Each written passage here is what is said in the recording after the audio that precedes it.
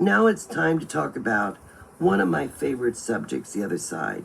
This is a dimension of true reality where we live for eternity and bask in the love of God forever.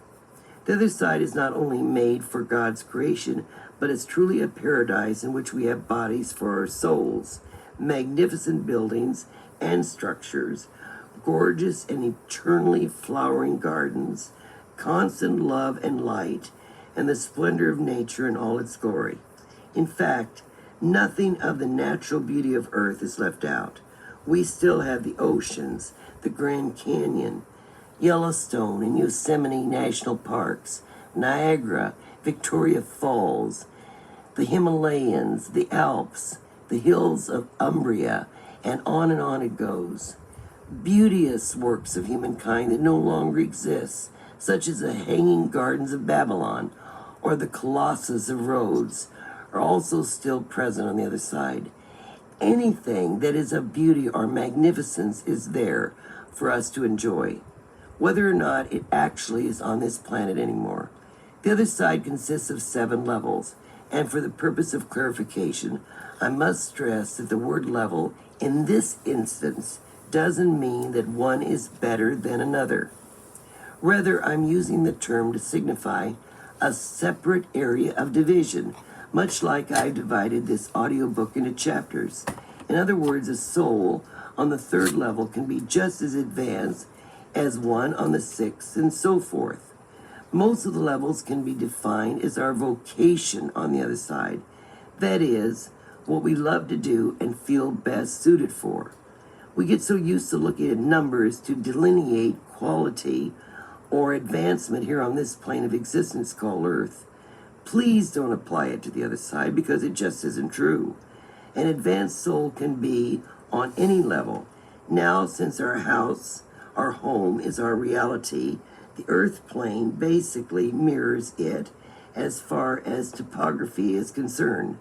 But this planet is just not as perfect and as beautiful as the other side, nor does it have many of its components. For example, while there are 7 continents on Earth, the other side has 9, counting the lost lands or continents of Atlantis and Lemuria. Each of these continents is then divided into 4 areas or quadrants. Although each quadrant is basically a delineation for housing a particular level, you'll find entities from all levels in all quadrants. Both the bulk of entities in a particular quadrant will be whatever that area's level delineation is. In other words, the quadrant that's designated for 4th level entities will have the majority of its population consisting of similar folks, with a smattering of those from other levels. This is essentially done for interreaction of the populace with similar interests. However, it's also expedient for the housing of animals. In topography, that's best for them, as well as having buildings for similar purposes, such as research, close to each other. Quadrants help organize the activities in various populations on the other side, which makes for greater efficiency. As individual entities, we also reside in homes or domiciles in a particular quadrant on a particular continent. But we can go from one quadrant to another by just thinking ourselves there. We may live in the area of Asia, for instance, and want to visit a research center in the vicinity of California. Well, in the blink of an eye, we'd be there. You can also bilocate if we so choose. So if we're doing research and want to hear a concert or a lecture at the same time, we can do so. I know that it's hard for us to understand this concept, but most of us who multitask regularly can understand it to some extent. For example, I can have the TV on and still write and answer my phone. Over on the other side, we use all of our brains instead of just 1/10 of it as we do here. So what we're capable of doing is almost limitless. Let's now look at each level in further detail.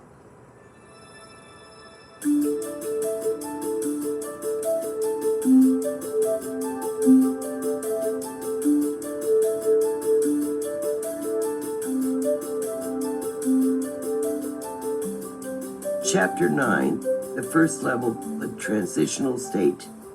The first level we're going to look at isn't really a level as such. It's actually just a transitional state from life on earth to the other side. The way station for outgoing and incoming souls. You see, some are leaving home to complete their charts, perfect their souls, and gain more knowledge. They've got their purposes, which carry all the joys, pains, and nuances that make up their life they've contracted for in the new incarnation. Meanwhile, the incoming souls carry with them all the knowledge that they've acquired from their just lived life on earth and are ecstatic to be back home. Hopefully much wiser with their souls expanded from what they've just gone through. The soul's entrance and departure from life on earth is seemingly hard both ways, but death isn't nearly as difficult as birth is. When we die, we do go through the tunnel. I personally had this happen twice in near-death situations. Doctors and other health workers, including myself, find that death is much easier for the very young, often the very old. I can understand this because the young have so recently come from the other side, while the elderly are usually quite ready to go, to the point that they often even see their relatives coming to get them. Yet for those of us who fall in the middle, we're more entrenched in life, so it tends to be much harder for us to let go and leave and go back home. Whenever we do travel through the tunnel, we don't go alone. Our guide, angels, loved ones who have passed before us, and the many we know and love greet us and help us make the transition. Most people fail to think about the myriad souls on the other side who never incarnate with us. Yet many are often closer to us than anyone on this earth plane is. There are usually hundreds of people and pets awaiting anyone who passes over to celebrate their homecoming, and many times there's a giant party to boot. It's true that some entities don't make it through the tunnel, but it's such a rarity that the number is practically insignificant. Still, it's enough for those who have had loved ones die by their own hands or in other traumatic ways to be concerned as to whether or not he or she made it home. Well, many suicides do make it because they're sick from either being bipolar or emotionally deranged, so they're not responsible for their actions. I understand when people ask me if a passed over loved one made it, but I don't get why when I say yes, then they ask me if the deceased is happy. No matter how anyone may have died, the other side is a paradise where there's no negativity of any kind. Therefore, anyone who dies and makes it over there is happy beyond all of our dreams and expectations. After all, they're back in the real life that God made for us all. We'll all go back home at one time or another, and when we do, we'll become ecstatic beyond our wildest dreams.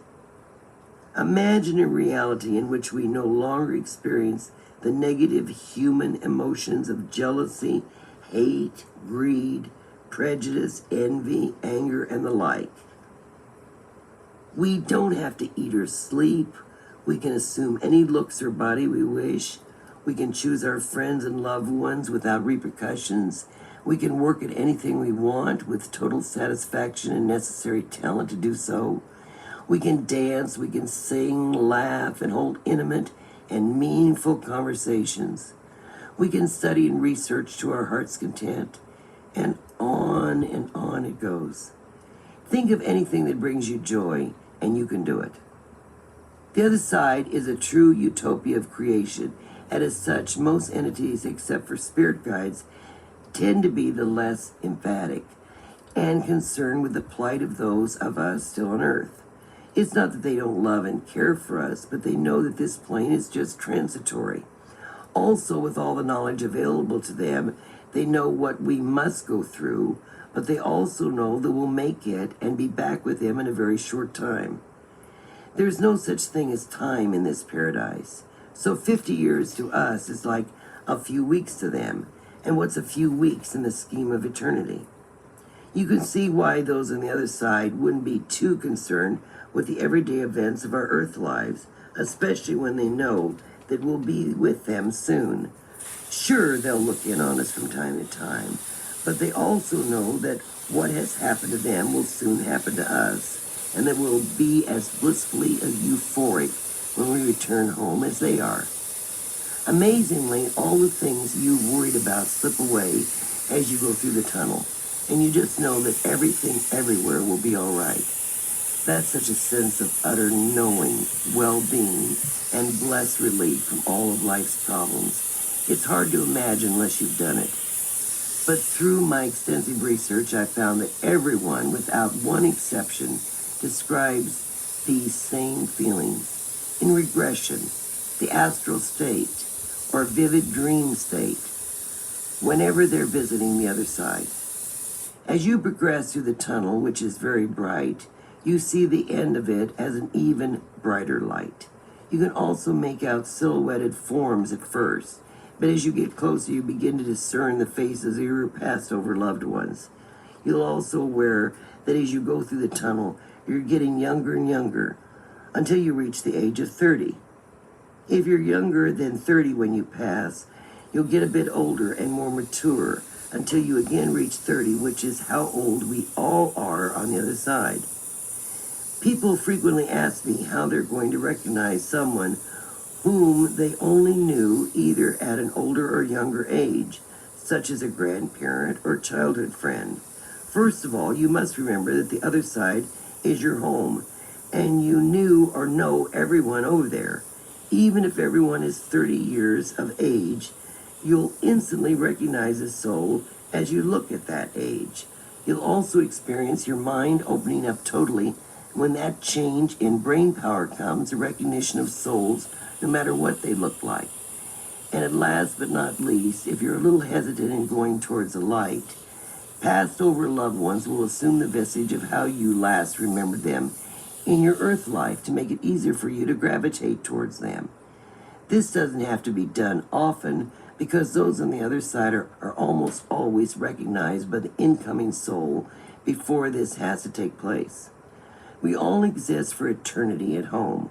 We know all the souls that we come in contact with there, and our memory is so expanded that we remember them easily. It's only on earth that we age, become ill, and die. Never when we're on the other side. We have to stop thinking of this planet as the ultimate place of knowing. It isn't. We've had many lives and souls still recognize each other. It's that instant recognition of, I've always known you, whether it's from another life or our ultimate home. So even though it's transitory, this level is very important to both outgoing and incoming souls. It's the last stop before a person goes into an incarnation to learn for God, as well as a first stop for a soul coming home. I can't stress enough that this area gives both the outgoing and incoming souls a tremendous shock. The sense of the difference is how someone feels about the other side and the earth plane is sometimes beyond comprehension. Our souls aren't acclimated to the tremendous difference between a realm of no negativity and one in which it runs rampant. Thank God that we only have to leave and experience that hell for a short period to learn, and we have a wonderful and beautiful home to come back to.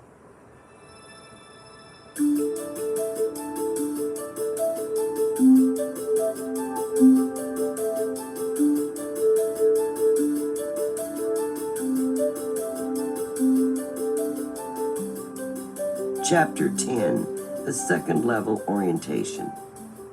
The second level on the other side is actually the orientation process, which can take many forms.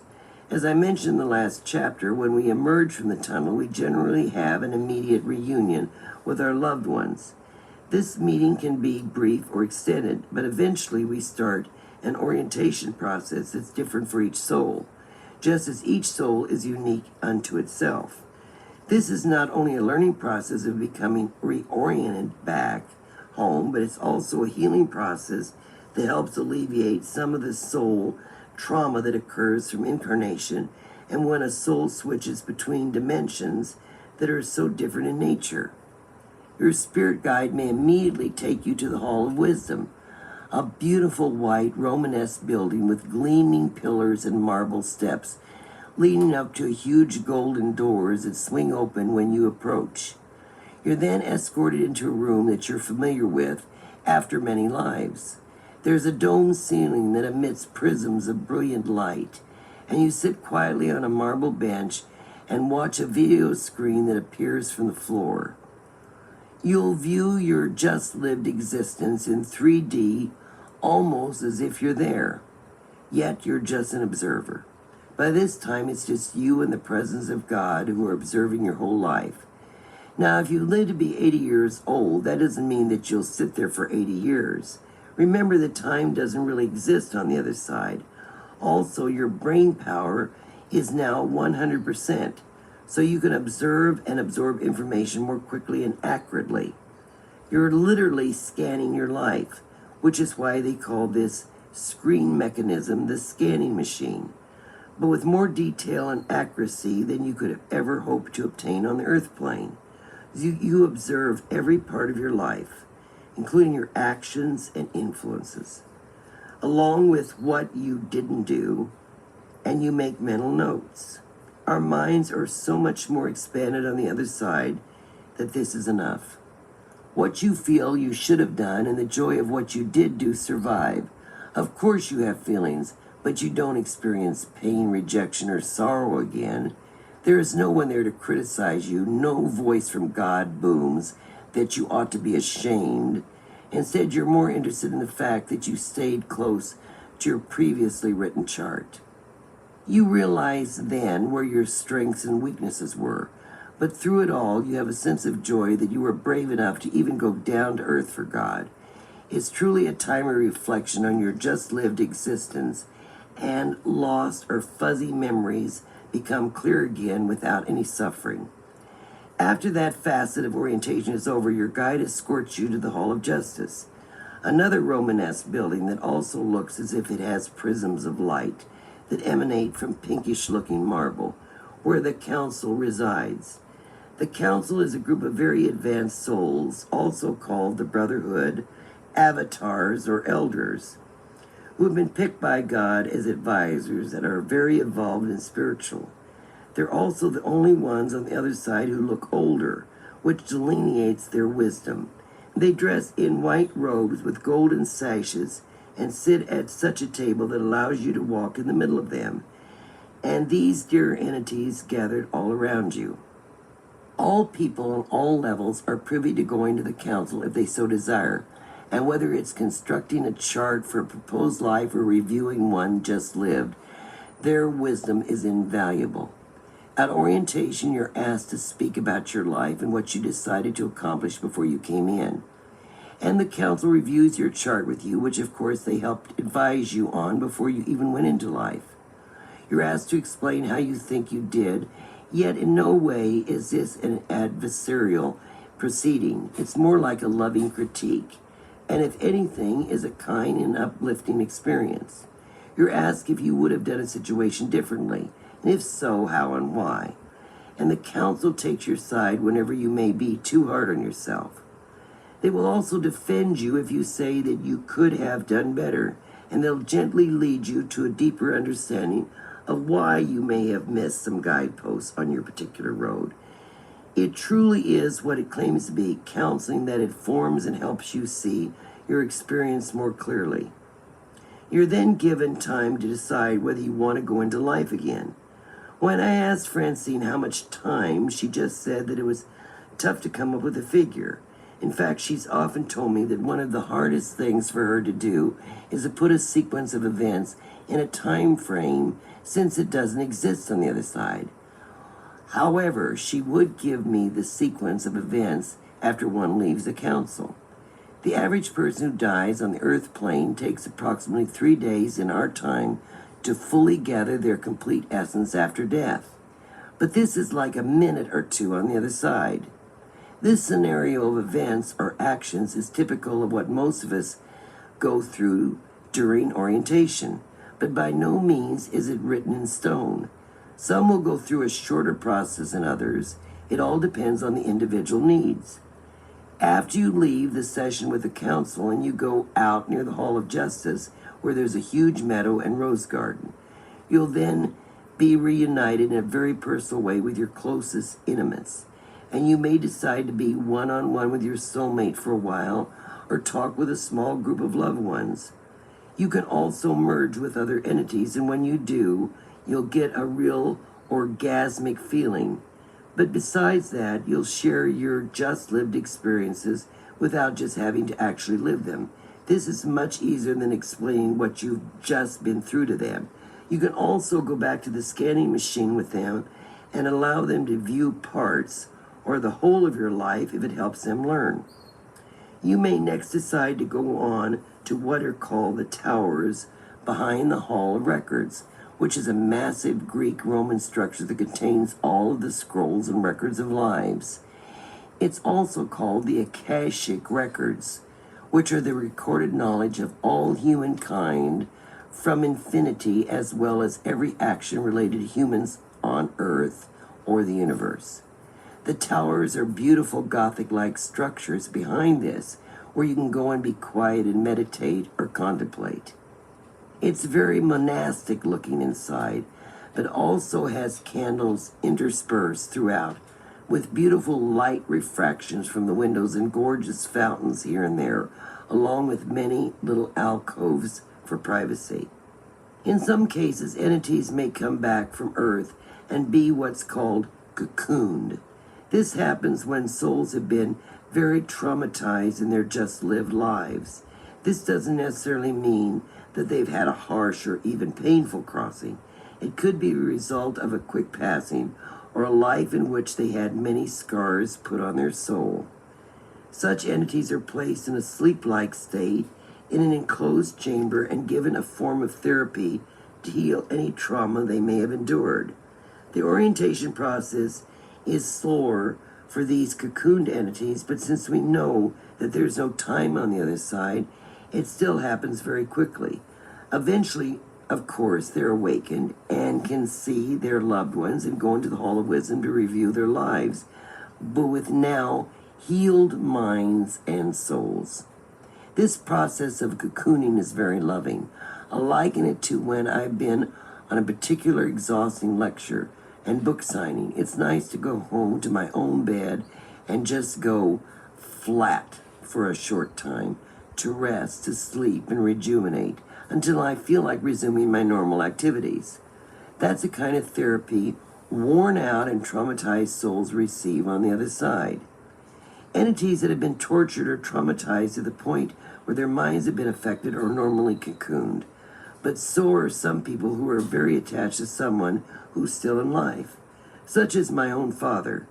It was 10 months in my time before I could even contact him, which Francine said was done because it was so hard for him to leave me. Even though there's no fear, longing, or guilt on the other side, such entities are cocooned so that their reorientation is easier and their comfort is assured. To be cocooned is not a stigma of any kind, and Francine has said that no one has ever been in such a state for years and years in our time, which would be like a few days to them. We should just think of this as a rest station in which the individual concerned are warm, comforted, and cared for. While cocooning isn't a rare occurrence, most entities tend to hit the ground running. That is, they go through the tunnel, say hello to their animals and loved ones, go into the Hall of Wisdom, and then come out and resume the activities they left behind. So this second level is a fairly quick one because it's genuinely happy process of getting used to an environment without the negativity of life we just came from. This is a place to collect and reorientate ourselves before we move on to the next level.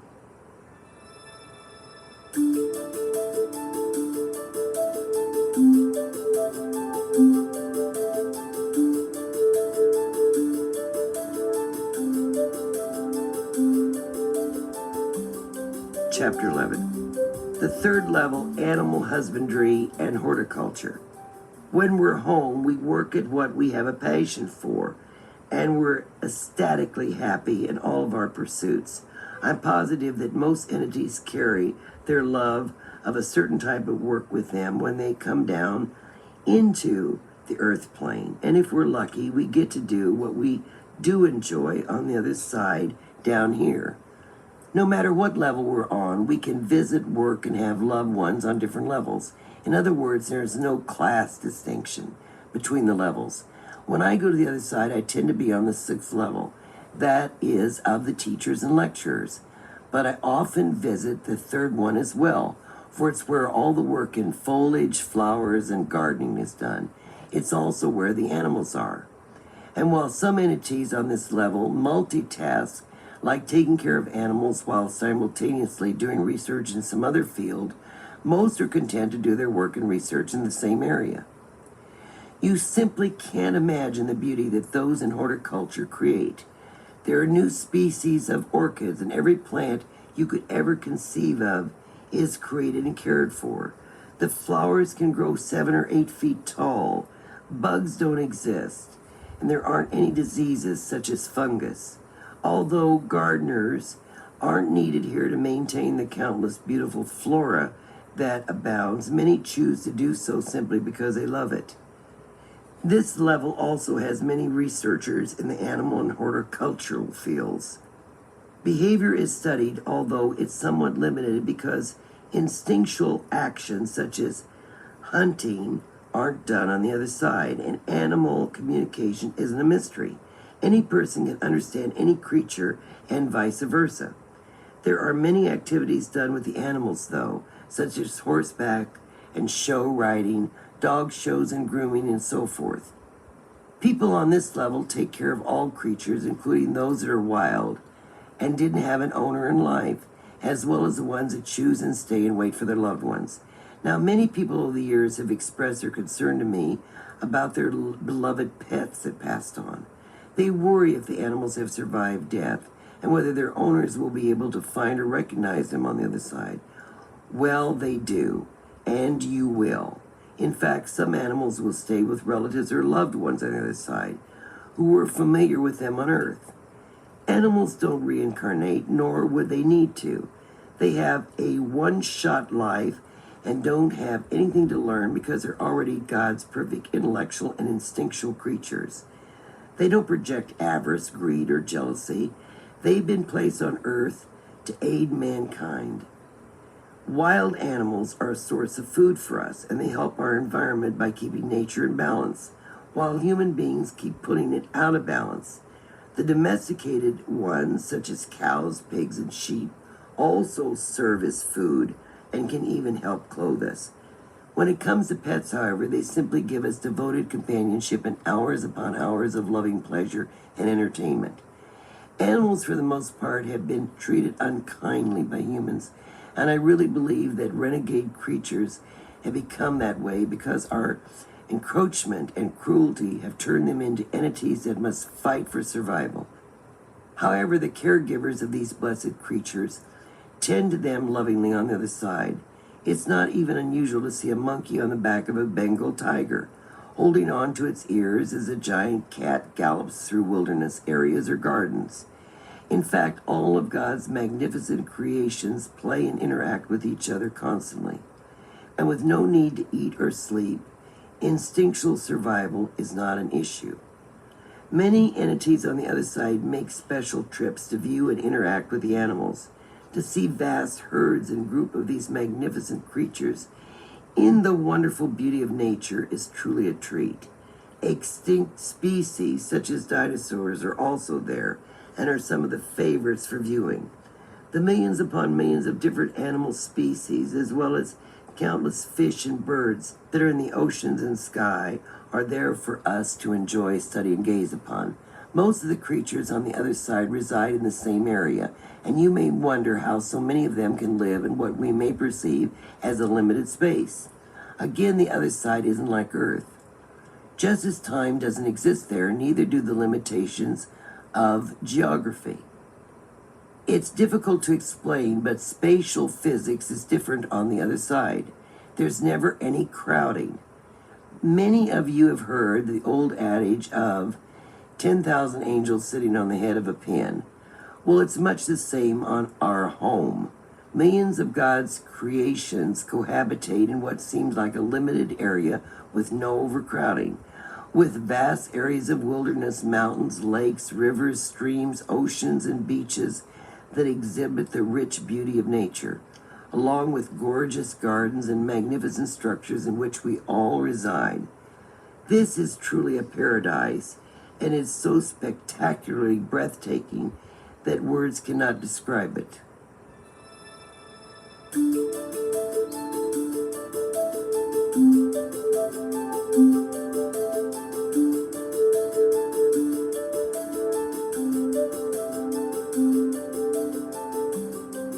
Chapter 12, the fourth level, artistic and aesthetic pursuits. On the fourth level, we encounter writers, painters, sculptors, composers, musicians, singers, poets, and entertainers, along with artisans, craftspeople, and architects who deal with wood, brick, clay, marble, or any other medium that helps people create something from their own designs or imagery. This level also incorporates anyone in the building industry, fashion and interior designers, cabinetry and furniture makers, those who like to work with machinery. It's interesting to note that even though the other side has no need for many occupations, such as chefs, accountants, mechanics, politicians, soldiers, and the like, many still work in these fields for the sheer love of it. These entities see the fruits of their labors realized in new designs or theories that come out on Earth. For example, a chef may experiment with different types of cuisine, and since we don't need to eat when we're home, he or she may put a new recipe in the mind of someone who works in the culinary arts on Earth. Now, someone like Beethoven comes into life with the knowledge that he's acquired on the other side. Some individuals do bring things in with them from past lives, but I think we have to be aware of the fact that for eons of time we've been on the other side, so our acquired knowledge comes down with us when we incarnate. Think about Leonardo, Raphael, Michelangelo, and the other great artists and sculptors who've carried on the legacy today. And look at all of the new architectural designs that have never been seen before. Where do you think these ideas are coming from? You guessed it. They're either been carried over or infused from the other side. The ancient architecture of the Greeks, Romans, and Egyptians are just copies of designs that existed forever in our home and were carried over to the earth plane. So we not only choose our lives when we incarnate, but we can bring marvelous knowledge with us too. Unfortunately, we can also carry over a lot of negative things that have happened to us in past lives, which result in illness and phobias. I'm not saying that if you were a great writer in a past life, you wouldn't carry that over as well, but don't negate the fact that you probably are a great writer or painter or whatever on the other side. Again and again in my readings, I'm seeing that there are an increasing number of people coming into life with very definite artistic abilities. In fact, the whole culture that I see either wants to help make the world better through research or by bringing in beauty. Although many entities are coming back from Atlantis and Lemuria, where knowledge reigned supreme. As Plato described them, they were places of beauty and advancement, but humankind's propensity for violence and polar tilt destroyed them. Nevertheless, entities that lived there were able to bring over much of the area's beauty and technology. Speaking of Atlantis, Francine says that at one time, so advanced as far as supernatural knowledge and technology acumen go, that it was beyond anything we even know today. I think that's at its peak. Atlantis was probably the one instance in which Earth mirrored the other side, or at least more then than at any other time. People think that those of us who believe in Atlantis are crazy, but this term was once applied to Christopher Columbus and Marco Polo as well. In the not too distant future, we'll find traces of Atlantis near the Greek island of Santorini. This discovery will give us the idea what the other side looks like, as well as how similar Greek and Roman architecture is to the structures of our home on the other side.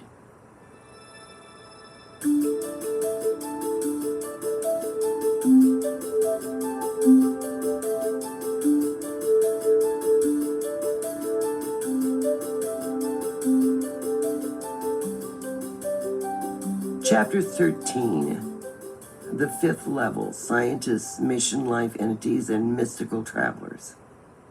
The fifth level is a domain of what are known as mission life entities and mystical travelers, along with researchers, scientists, and certain types of counselors. This level has a lot of diversity and movement. Many entities have multitask with other levels and even interchange levels depending on what they're doing. Conversely, while all levels have interreaction and some inhabitants change their areas depending on what they're doing, the third and fourth levels contain those who don't choose as much diversity as those on the fifth and sixth levels do. There aren't as many mystical travelers as there are mission life entities, and compared to the other side's population, there really aren't that many mission life entities at all. Both types of souls are now trying to fill a chart dictating that Mother God be brought into the foreground in religion after being suppressed for so many centuries. The way you can tell these entities is by their search for spirituality and by the fact that they step away from the crowd. They come to bring humankind back to the reality of what God's all about and what we're here for. Like Joan of Arc, they're on a mission or have a focus to bring about right, no matter what the cost to them might be. This doesn't mean that everyone who's been martyred or mission life entities, but the chances are great that anyone who dies or even lives for a greater good is one. A mystical traveler, however, always creates a better understanding in the spiritual arena. Such an entity will go to a planet or galaxy where they're needed to bring about the understanding of God, love, and the journey of life and the hereafter. Jesus Christ was a true mystical traveler, and it doesn't diminish him by saying that there are others here on earth today, just as there have been since the beginning of humanity. Similarly, each religion has its own spokesperson. Through their lives and writings, Buddha, Mohammedan, and countless others have tried to bring about a greater good. Mission life entities start out wanting to help people, and they come to it with knowledge about God, goodness, the other side, or just saving humanity in general. It's like when Martin Luther King Jr. said, "I have a dream." It was one that he wanted to become a reality in which all humankind, black, white, yellow, red, and brown, would get along and love each other. For we're all created by our Almighty God. Mission life entities and mystical travelers may feel somewhat reluctant after they get down to earth because their lives are often up for grabs. This doesn't mean they don't have a chart. They're just all over the place. They're out there helping, traveling, speaking, writing, using any type of media to get their message out. And make no mistake about it, they're chartered this life for themselves. If you want to become a mission life entity, you can do so by asking God. But this means that you give your life to Him, and your love affair with Him begins very intensely. If and when you do, you might find that you're called on to perform for God. But what better way to spend your life here? This doesn't mean that you have to join a convent or go sit on a rock somewhere.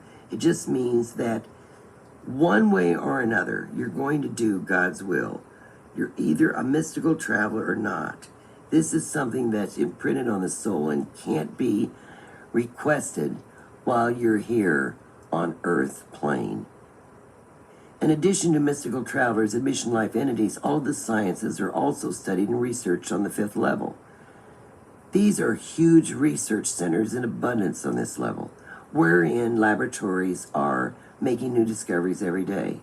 These breakthroughs are then infused to scientists and researchers on the Earth plane to bring out to the world. The problem is that because of the bureaucracy of the planet, these new ideas get put on the back burner are not funded properly. The cure for cancer, for instance, has already been discovered on the other side, but getting it through to the Earth plane is a long and tedious process. There's a lot of interreaction between the scientists on this level and those on other levels. Scientists in drug research consult with marine biologists and herbalists on the third level constantly, and researchers in the physical science will consult with mechanical engineers and gemologists. There's no jealousy, academic prejudice, or fear of discovery being usurped, because everyone is working together for a common good. There are also counselors on this level who work with children who are either coming home or going into a life on earth, and they interact freely with those on the 6th level who deal with trauma in adult souls. I have to emphasize that those on the other side are the epitome of teamwork as they pull together for the common good of creation and God. It's truly a joy to work in the field of your choice without all of the human subterfuge and egos that we encounter on earth.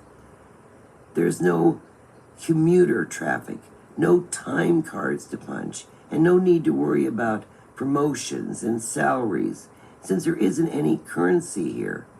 In other words, you can fulfill your passion for a particular field of endeavor without all the hassles and influence that a career brings on earth. You have any materials that you need. You travel for field work by thinking yourself to your destination. You have every piece of machinery that you require, and you can even make new, inventive equipment if necessary, without having to worry about a budget. It's truly the ideal setting in which to devote yourself to doing what you love and taking full advantage of it.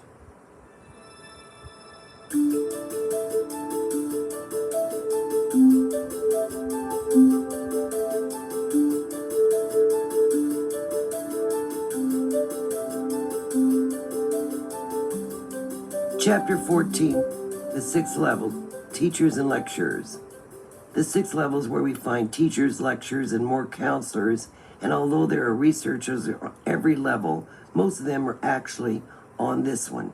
They may choose to study any subject they want in the plentiful laboratories or research centers here. Many can explore topics such as history or theology. For instance, do so in the Hall of Records. Francine says that this building is so vast that you really have to know what you're looking for. Thankfully, helpers that function like librarians are available to direct you to specific areas and assist you in pulling the information out you need. This incredible edifice even houses the charts of every life we've ever lived and outlines them in the greatest detail. Teachers and lecturers also reside on every level, but again, the bulk of them are here on the 6th. They share their lessons with all to enjoy and learn from while on the other side. But of course, that doesn't mean that these entities are advanced above all any others. It's just a delineation of one's chosen vocation. The inhabitants of this level have elected to aid people coming in and out of incarnations as well as those on the other side. And the counselors here take on the hard cases of both incoming and outgoing souls, helping those who are about to enter a difficult life as well as those who have just come from one. The 6th level is also the one in which we're taught how to be spirit guides. There's more than 98% chance that you'll be or have been a guide regardless of what level you're on. It's almost like a reciprocation of sorts, an example of I'll help you and then you'll help me. Yet this isn't as easy as it sounds, as we'll spend a great deal of effort in what we'll relate to as time to learn the specifics of being a spirit guide to someone. As we watch over our charge, our normal activities on the other side are put aside somewhat until he or she comes back home. However, it's only like a few weeks to us. Some guides like Francine have to undergo advanced training because they're communicating guides. This means that they can convey information through their charges, thanks to mediumship abilities like mine. Such guides also have to learn how to communicate verbally or audibly, learn how to telepathically channel more strongly, or discover how to occupy the body of the medium they're tuned in with. Yet all guides have to get messages or warning across.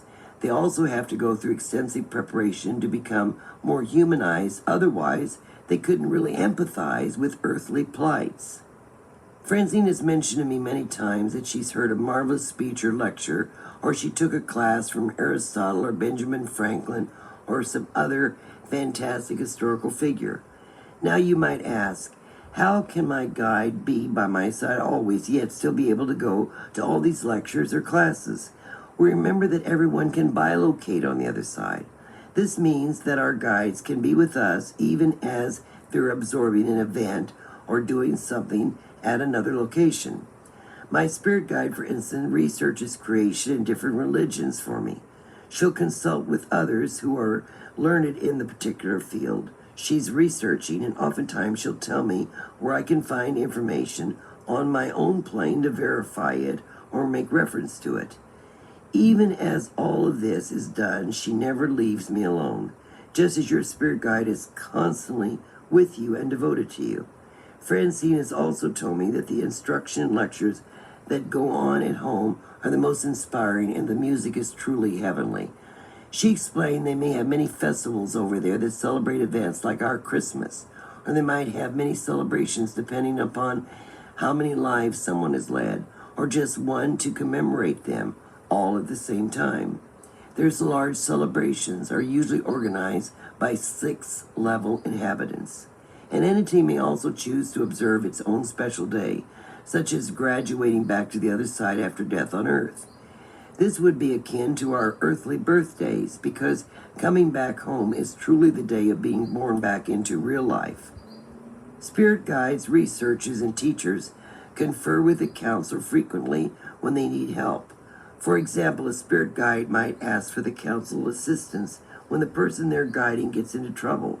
They don't interfere, but many times they try to telepathically help their charge with tough decisions or through grief or adversity. I guess you might say that they're advanced therapists and problem solvers of the universe. There are many ways to attack an obstacle, and some are better than others. When I get confused, I ask Francie to confer with the counsel about my society, study groups, or even my own life. The answers she brings me often make me say, why didn't I think of that before? When I'm going through my last divorce and I was in pain from so much deception, for instance, I asked for help. Almost immediately, a lightning bolt of sorts struck my mind and began to form a montage of thoughts of so many things I didn't see, such as my ex's caustic secrecy, jealousy, and need to take control. And once my intellect saw this, my pain diminished. Knowledge always sets us free.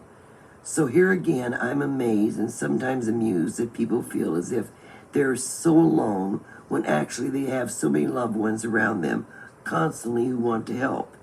You need only to ask, and a task force of assistance will be on its way.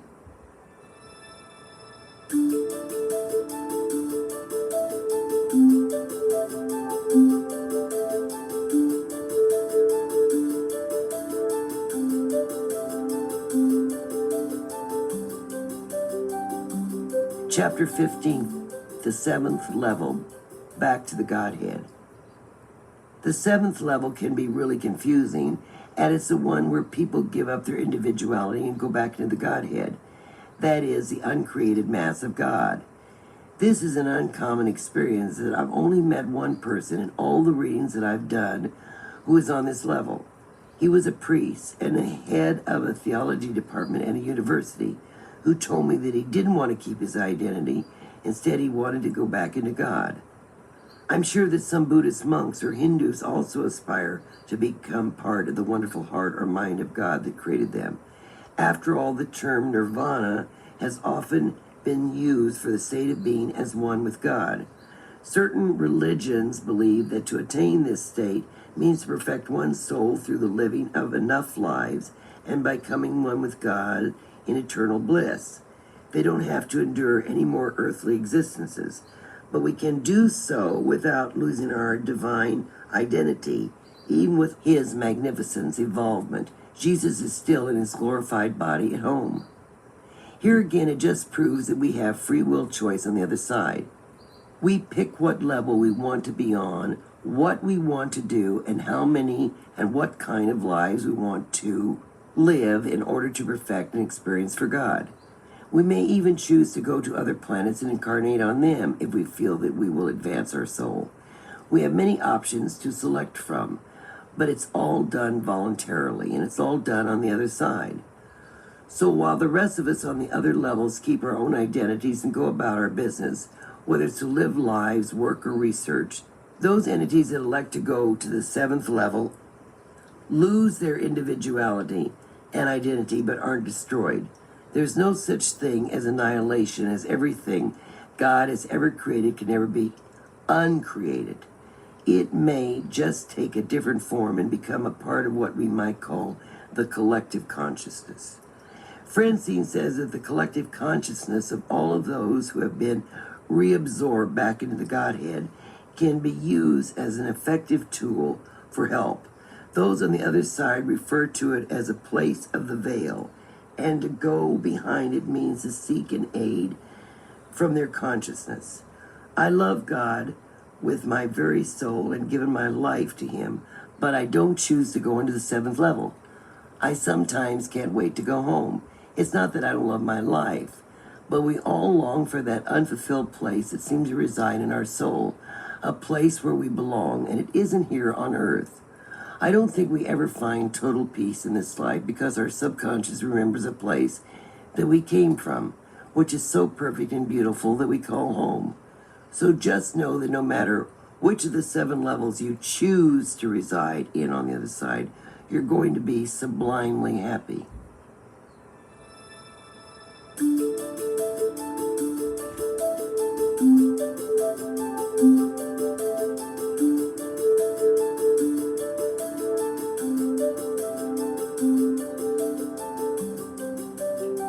Part 4, a look at some popular subjects. Chapter 17, Dark Entities Explained Once and for All. It is now time to discuss one of the things I'm most often asked about, the role of dark entities in creation. It's hard for our finite minds to comprehend, but let's say that in the beginning God created some souls with more knowledge than others to aid the rest of us. This group of entities would include members of the council, mystical travelers, mission life entities. The rest of us, on the other hand, were given very little knowledge so that we would evolve at our own pace. Thanks to our free will, we'd be able to attain the level of individual involvement that we've chosen for ourselves. Only God truly knows how negativity and evil came into being, but I have a pretty good idea how it happened, and Francine concurs. Negativity is part of total knowledge, and as such, it had to come into existence at some time or other in order for created entities to learn about it and evolve. In other words, God knew that evil would be instigated by those who had free will, which means, of course, us. Whether this negativity started while we were still orbs of light, or it waited until we obtained bodies doesn't really matter.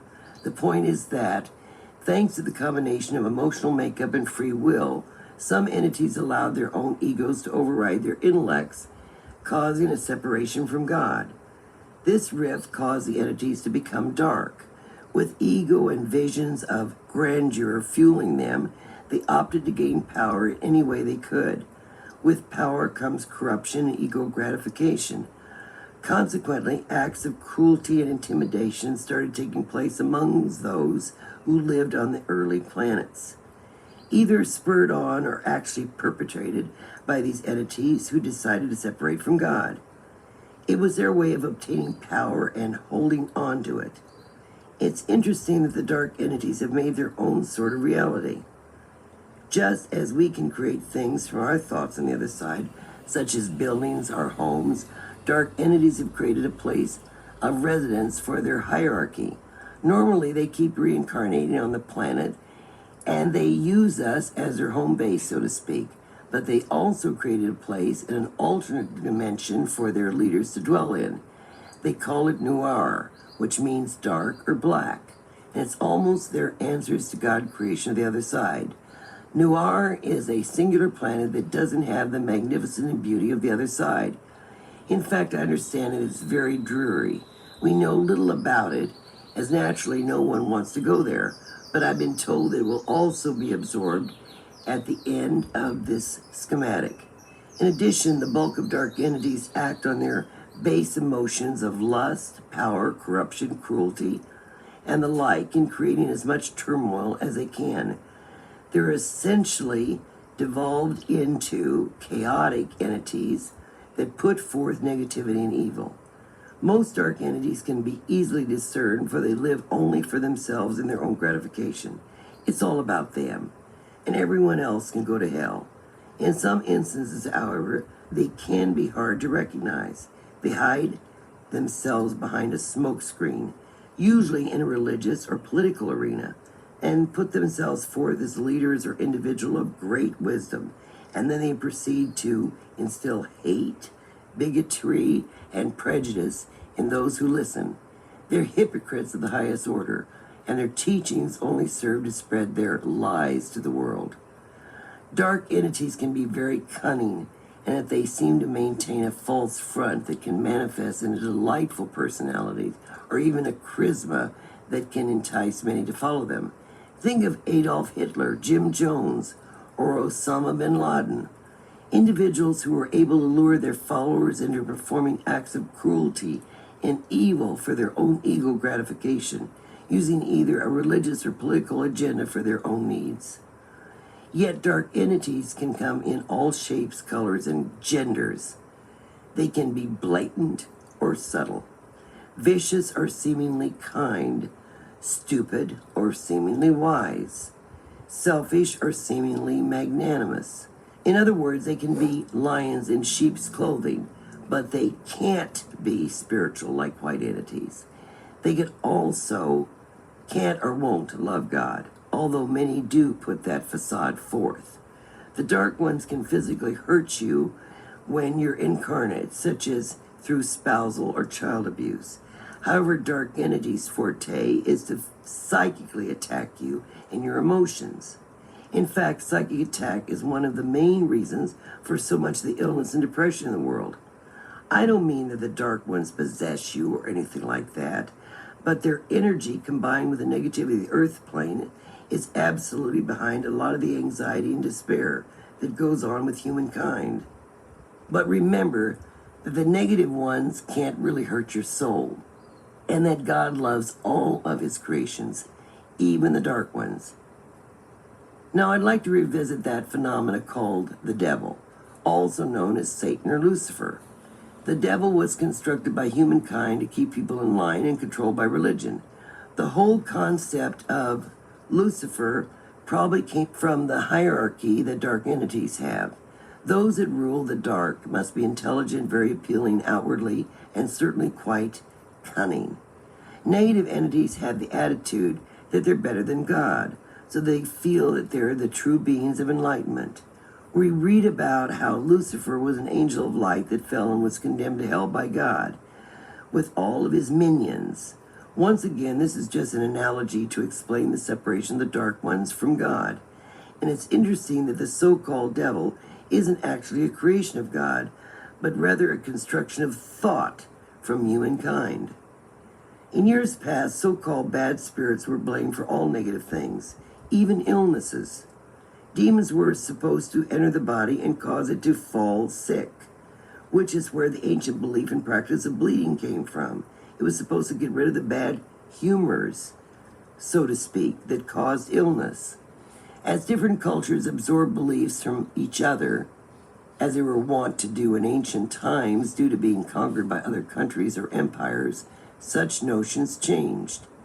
A demon became the evil jinn, who turned back into a demon again, and then we finally ended up with a devil, or as the Bible puts forth, an adversary.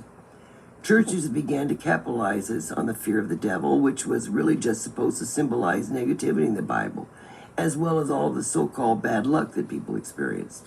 But I must stress that just as there is no hell except for life on this planet, there is no devil, period.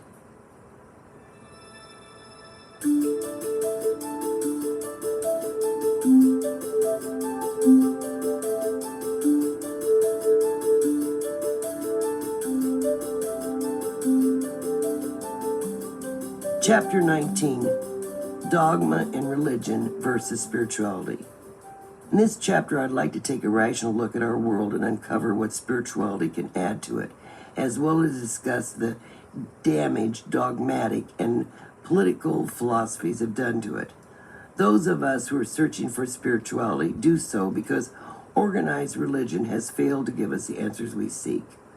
I have a feeling that most of the human race feels lost in many ways. So because of that, they're susceptible to influences that seem to make more knowledge and power than they do. To that end, countries' political agendas have taken precedence over the best interests of their citizens, and practiced religion hasn't budged from its dogmatic stance for centuries. No wonder people feel lost. They're not getting answers to the myriad questions that continually surface all around them, so they spiral down into a hopeless mindset of apathy. Most individuals can relate to the concerns of their friends and family members, but they have absolutely no idea what to do about problems on a larger scale. So they put their trust in the powers that be, who just love this, because they're well aware that the majority will go along with anything they're told. We might see the occasional revolution or rare rising up of a group with a certain cause that can change a government's attitude, such as when individuals protested for civil rights or against the Vietnam War in the 1960s. But by and large, change comes hard. And when it does come, more often than not, the result is a changing of one set of powers that be for another, who immediately begins dictating what their agenda is. You might think that people would turn to their faith to give them solace in trying times, but that becomes a dead end as well. You see, many religions do what's best for it by incorporating with governments, so it's certainly not going to jeopardize its footholds of power and stature by rocking the boat and changing the dogmatic structures that have served its ends for centuries. A primary example of this is the cooperation of churches with the Nazi regime, and certain faiths not raising an outcry against the radical factions who support terrorism and violence. Religion in general has gotten more political in recent years, becoming more involved and in the concerns of nations than ever before. Yet it also internally polarized to the point of being ineffective at adapting as the needs of its followers change.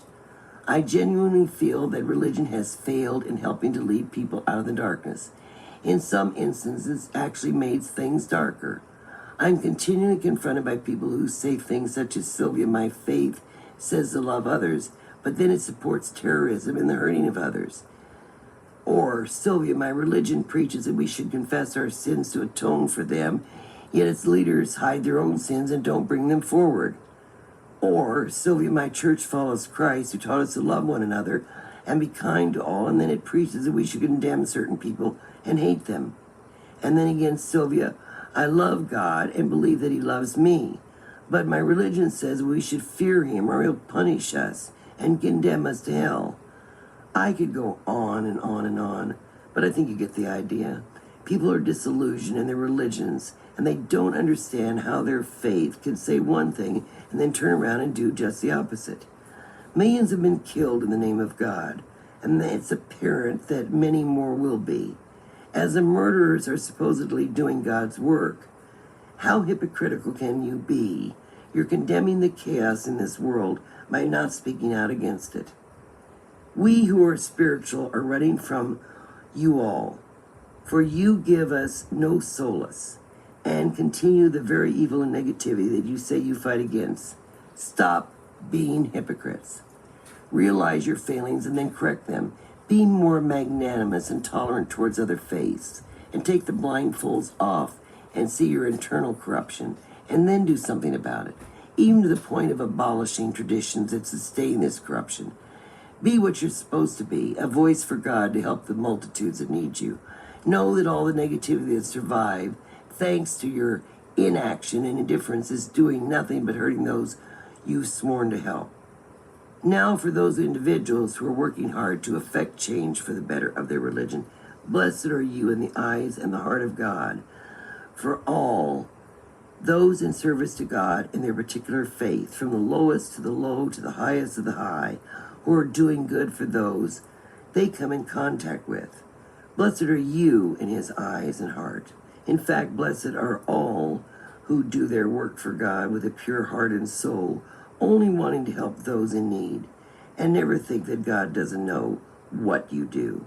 Be resolute and continue to serve, for change can be a long time coming, but in the end your works will always be remembered by God. A religion is truly foolish if it thinks that it can get away with teaching the dogma that was originally put in place for the uneducated masses.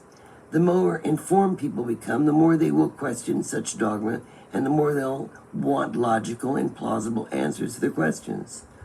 Oh, we're always going to have what I call herds of sheep, those who, even if they have an education, seem discarded when it comes to dogma.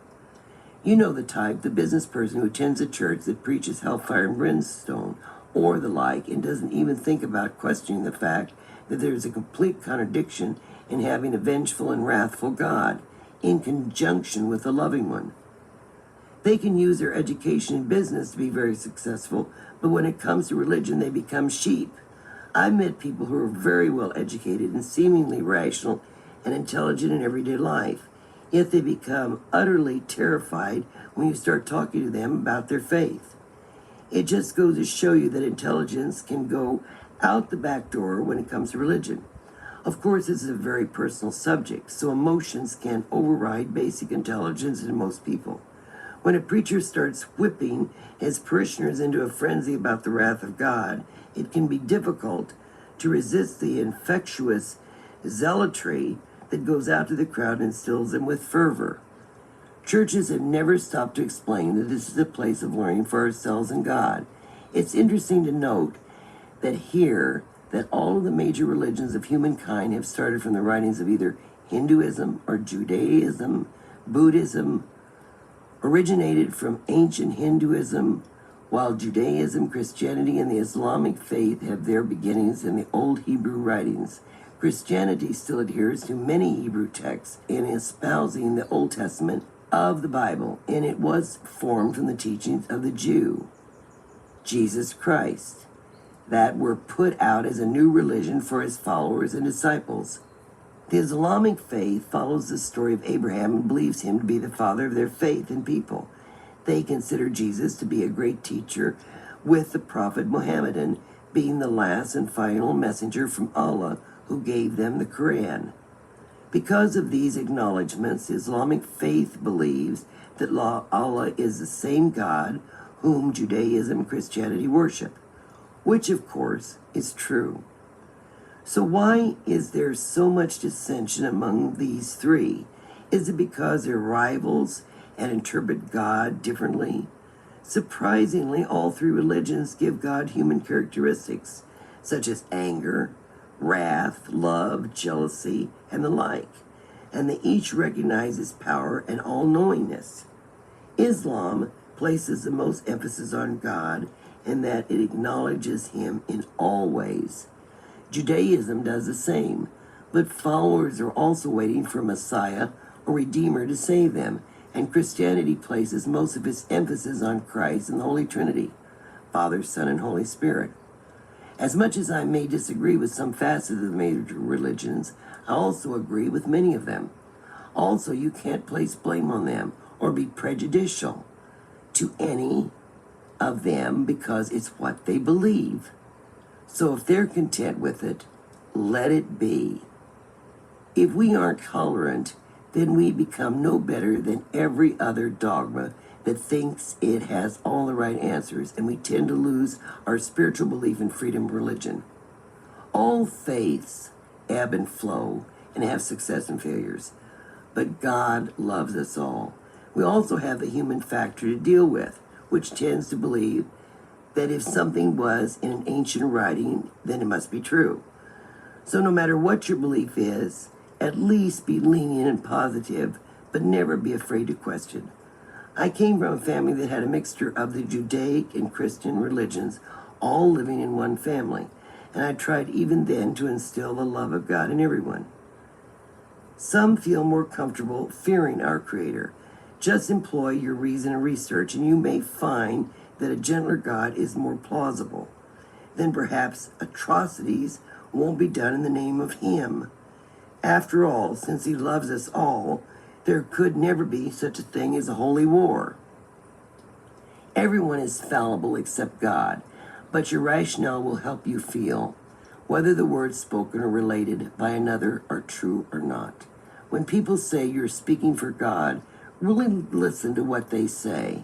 Use your brain to decipher whether they're actually conveying his message or are trying to control others with their rules and overblown egos. False prophets exhibit obvious signs. Their way is the only way. Only they know the answers. They preach fear or bigotry. They ask for your money constantly. They try to control you. They don't like answering questions. Or if they do respond to your queries, it's with vague and mysterious replies that you don't understand, or they say that you must live the way they say to. True prophets, on the other hand, are magnanimous. They care for people and their problems. They're open, honest in their approach to everything. Encourage learning and study for knowledge and answer all questions in an understandable and logical manner. Are loving and caring and don't force you into conversion or their belief systems.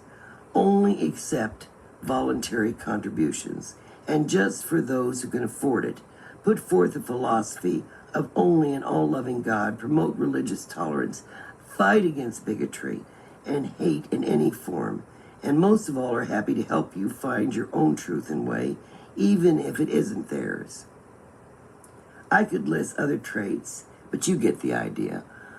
I've always believed that this temporal plane of existence that we call Earth is a school for the soul to learn about negativity and evil and to fight against it. Religion has it to find its own way, just as we individuals do. It's experiencing of negativity that toughens the soul, and this is the only place where we'll find it. Our loving Father God would say, humankind has always tried to make my love so complicated. It is constant and never changing, even if you don't believe I'm here for you. Sometimes you feel that I do not hear you or answer your prayers. I hear every word you utter and every thought you think. But like a loving parent, I cannot interfere with the lessons you have chosen for your perfection. Know that this journey we're all on isn't about converting others. It's about revolutionizing ourselves from within. Now you may not agree with what I've put forth here, but when it comes to my philosophy and teachings, I've always said, take with you what you want and leave the rest behind. And that's what you should do with anything, including religion.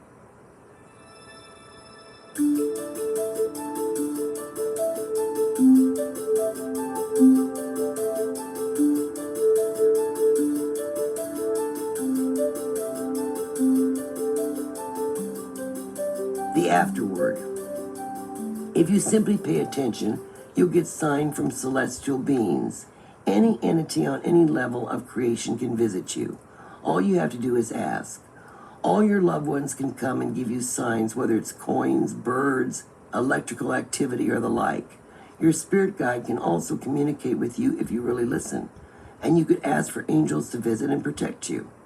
Your guide is the one that usually arranges these visits of loved ones and angels by communicating your request to them. Spirit guides and angels are your true companions along your journey. Time has started to speed up for everyone, almost as if it's condensing in this last schematic. That's why it's so important to cherish every moment, with your loved ones especially.